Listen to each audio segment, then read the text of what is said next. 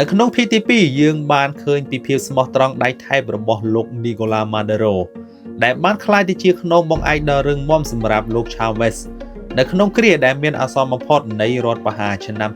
2002ភាពស្មោះត្រង់នេះហើយដែលបានរុញច្រានលោកឲ្យហក់ចូលទៅក្នុងតំណែងកំពូលជាបន្តបន្ទាប់រហូតក្លាយទៅជាមនុស្សចំណិតបំផុតដែលមិនអាចខ្វះបានរបស់លោក Hugo Chavez ចំណែកឯនៅក្នុងភាគទី3យើងនឹងបង្ហាញពីរបៀបដែលលោកបានកសាងសម្ព័ន្ធមិត្តដ៏សំខាន់របស់វេណេស៊ុយអេឡារួមទាំងរុស្ស៊ីគុយបានិងចិននិងភាពជិតស្និទ្ធរបស់លោកជាមួយនឹងលោក Hugo Chavez បានដឹកនាំលោកទៅកាន់អំណាចដ៏កំពូលនៅពេលដែលសុខភាពរបស់លោក Hugo Chavez ចាប់ផ្ដើមធ្លាក់ចុះការទូតអន្តរជាតិនិងសម្ព័ន្ធមិត្តចាប់ពីឆ្នាំ2006ដល់ឆ្នាំ2012លោកនីកូឡាម៉ាដេរ៉ូបានបម្រើការងារជារដ្ឋមន្ត្រីការបរទេសលោកបានដើរតួនាទីយ៉ាងសំខាន់ក្នុងការអនុវត្តគោលនយោបាយប្រឆាំងអាមេរិករបស់លោក Chavez ដោយពង្រឹងទំនាក់ទំនងជាមួយនឹងប្រទេសដែលមានមនោគមវិជ្ជាឆ្វេងនិយមដូចជា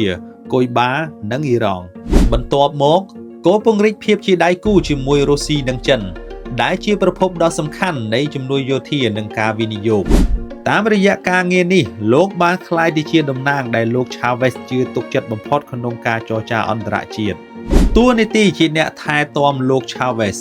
នៅក្នុងឆ្នាំ2011សុខភាពរបស់លោក Chavez ចាប់ផ្ដើមធ្លាក់ចុះដោយសារតែជំងឺមហារីកលោកនីកូឡាម៉ាដេរ៉ូបានក្លាយទៅជាអ្នកអមដំណើរ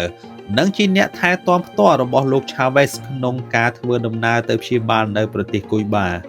ភាពជិតស្និទ្ធផ្ទាល់ខ្លួននេះបានបង្កើតឥទ្ធិពលរបស់លោកនីកូឡាម៉ាដេរ៉ូទៅលើការសម្រេចចិត្តរបស់មេដឹកនាំកំពូលហើយបានធ្វើឲ្យអិសរាជជនដទៃទៀតនៅក្នុងបក PSUV ទទួលស្គាល់ថាលោកជាបរិះដែលនៅក្បែរលោក Chavez បំផុតការតែងតាំងជាអនុប្រធានាធិបតីនៅខែតុលាឆ្នាំ2012បានក្លាយទៅជាទំព័រប្រវត្តិសាស្ត្រចុងក្រោយនៃជ័យជំនះរបស់លោក Hugo Chavez នៅក្នុងការបោះឆ្នោតជាប្រធានាធិបតីនៅក្នុងកាលៈទេសៈដ៏រសើបនោះលោកបានសម្រេចចិត្តធ្វើការផ្លាស់ប្ដូរអុកនយោបាយដ៏សំខាន់បំផុតមួយដោយតែងតាំងលោកនីកូឡាម៉ាដេរ៉ូជាអនុប្រធានាធិបតីដែលជាសញ្ញានៃការផ្ទេរអំណាចយ៉ាងច្បាស់លាស់ត្រឹមតែ2ខែបន្ទាប់ក្នុងសភាពការដ៏តានតឹងនិងពោពេញទៅដោយភាពមិនច្បាស់លាស់នៃសុខភាពលោក Hugo Chavez បានប្រកាសជាសាធារណៈទាំងអារម្មណ៍ក្តុកក្តួលថាប្រសិនបើពន្លឺជីវិតរបស់លោកត្រូវបានរលត់ទៅលោកនីកូឡាម៉ាដេរ៉ូគឺជាបរិះតែម្នាក់គត់ដែលត្រូវបន្តតំណែងនិងដឹកនាំនាវាវេណេស៊ុយអេឡាបន្តពីលោក